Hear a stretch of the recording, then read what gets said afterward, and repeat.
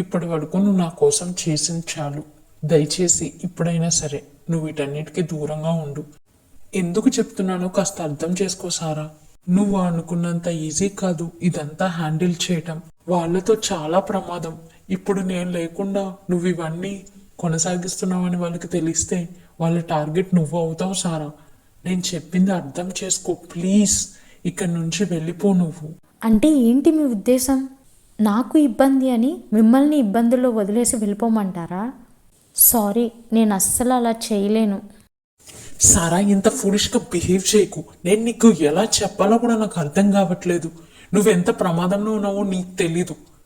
దయచేసి నా మాట వింటే నీకే మంచిది. జాష్, మీరెందుకు అంత మొండిగా చేస్తున్నారు?